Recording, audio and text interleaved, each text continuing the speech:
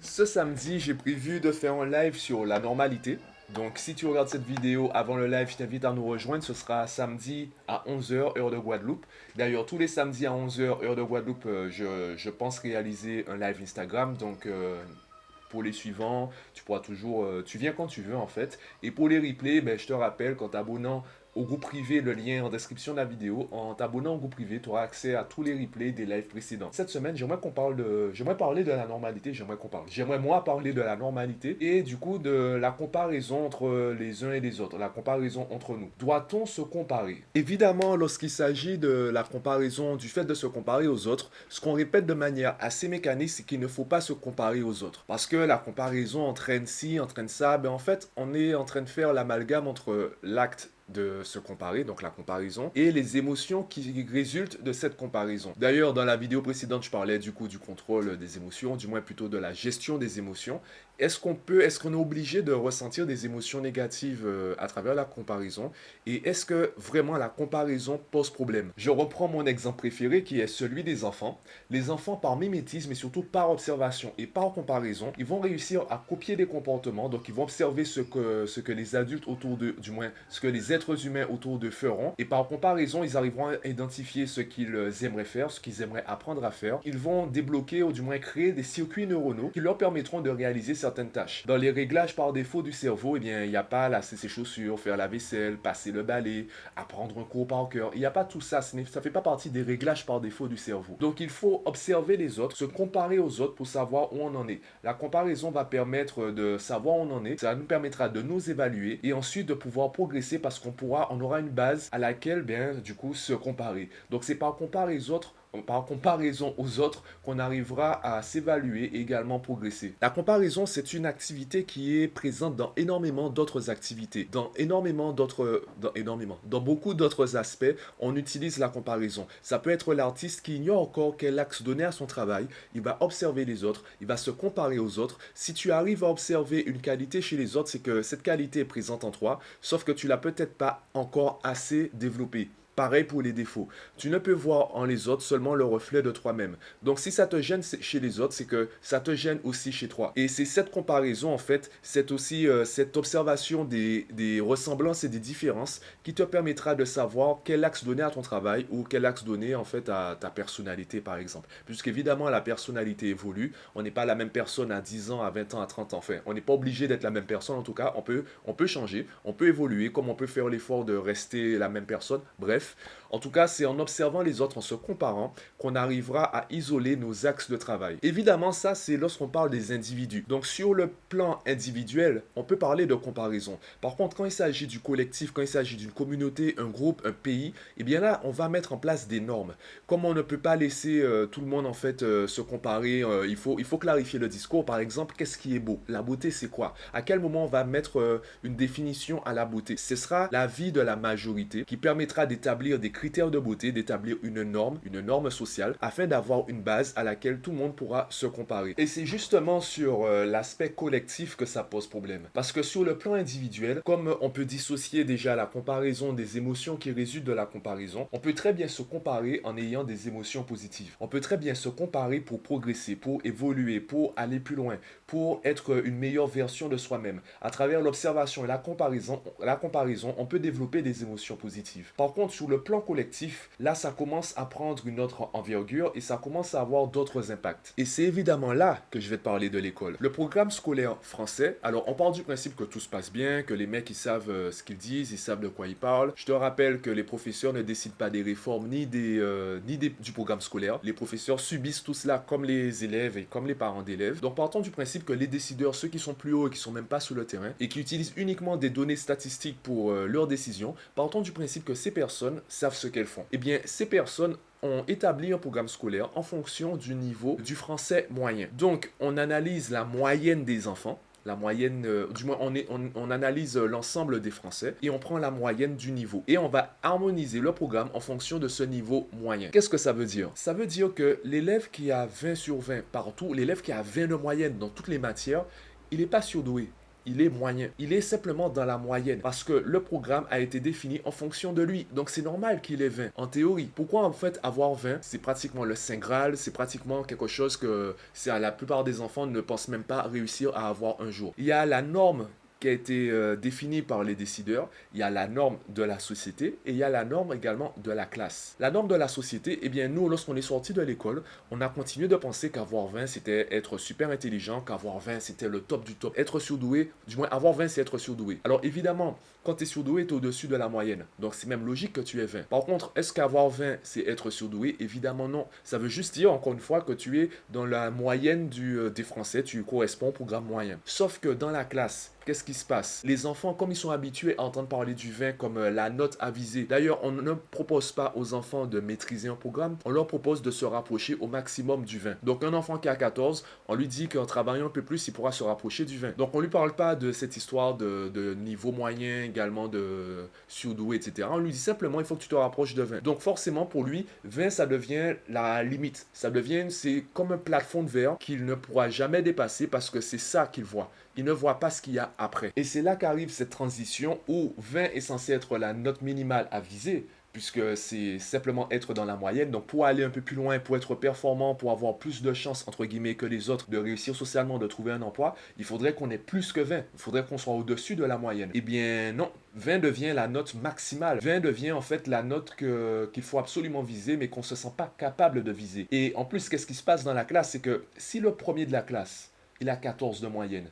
Et moi, j'ai 12 de moyenne. Comment je vais réagir quand mes parents me diront de viser le 16 de moyenne? Je leur dirai que c'est pas possible. Parce que le premier, il a 14. Et si le premier, il a 14 et je vois comment il travaille, je l'estime plus intelligent que moi, ça veut dire que moi-même, moi, je ne peux pas avoir le 14. Donc si je ne peux pas avoir le 14 puisque je ne travaille pas autant que le premier de la classe, je ne peux pas avoir le 16. Et si je ne peux pas avoir le 16, je ne peux pas avoir le 20. Si je ne peux pas avoir le 20, je ne peux pas être au-dessus de la moyenne. Il y a cette transition, ou du moins cette translation vers le bas du niveau, cette translation vers le bas de la norme, qui fait que chaque année, on a l'impression que le niveau régresse. Pourquoi le niveau régresse? C'est parce que le 20, qui est censé être la note minimale, donc qui est censé être la moyenne, devient la note maximale, et ensuite on se satisfait d'un enfant qui a 12 de moyenne. 12 de moyenne, bon allez, il pourra avoir plus.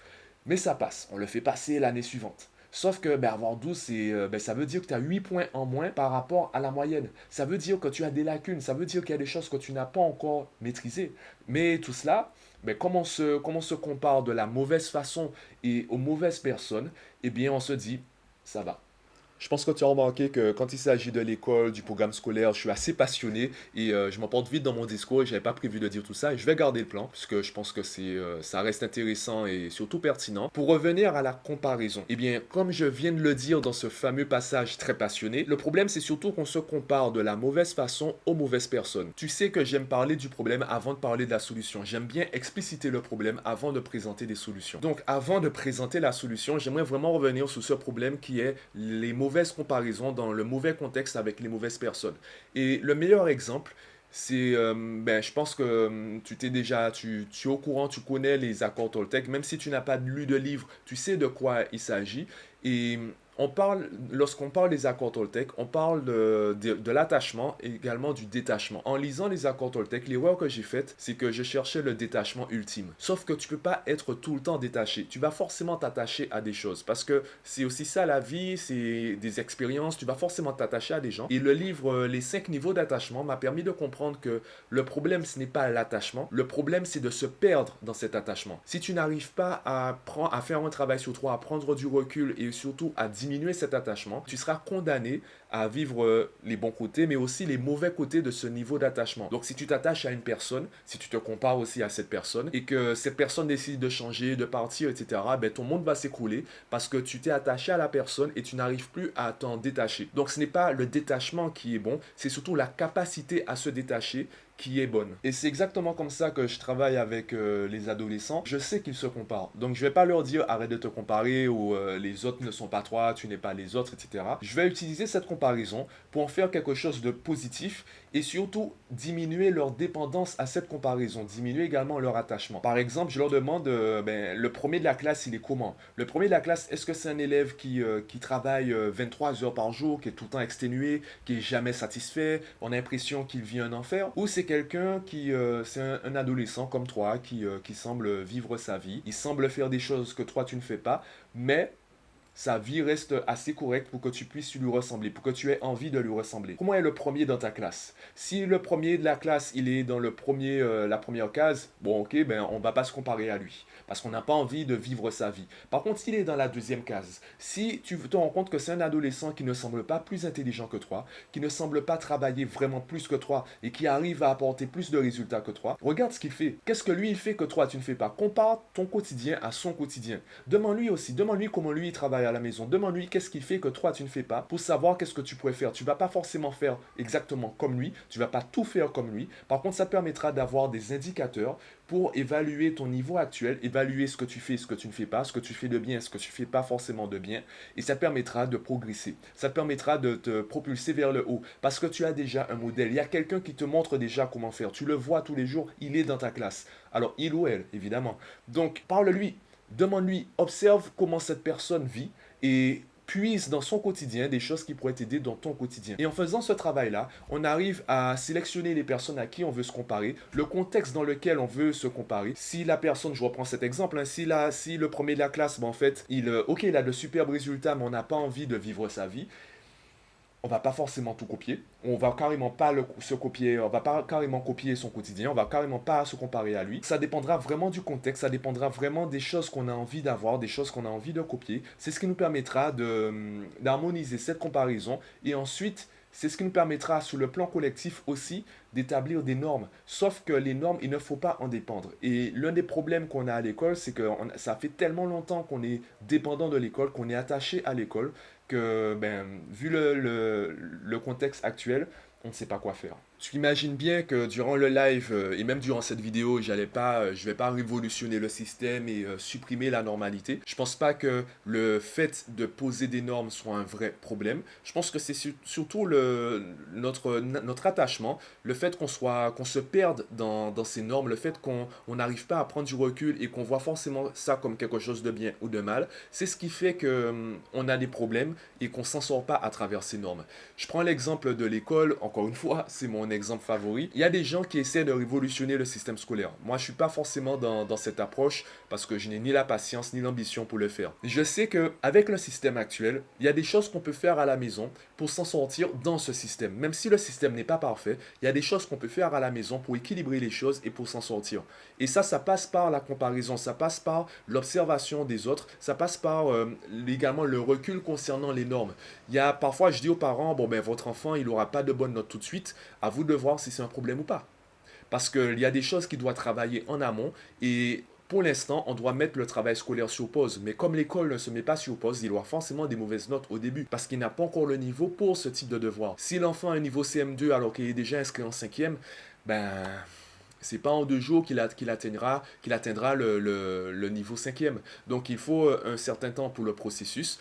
Donc il faut prendre du recul et savoir mettre les choses dans le bon contexte. Au niveau de la comparaison de la normalité, moi j'en ai déjà parlé surtout au niveau individuel. On va essayer d'échanger durant le live au niveau du plan collectif et déjà ce que nous on peut faire en tant qu'individu pour harmoniser les choses à notre niveau également avec nos proches et pour les parents avec leurs enfants. Dis-moi ce que tu en penses en commentaire de la vidéo, si ça t'a donné des idées concrètes, si ça t'a plu déjà, si ça t'a aidé. Et dis-moi aussi si tu seras présent au live de samedi. Ouais. Il me semble que, oui, en description de la vidéo, je te mettrai le lien vers mon compte, ma page Instagram. Donc, je t'invite à t'abonner sur Instagram si ce n'est pas déjà fait. Et ben du coup, je te dis à samedi pour le live.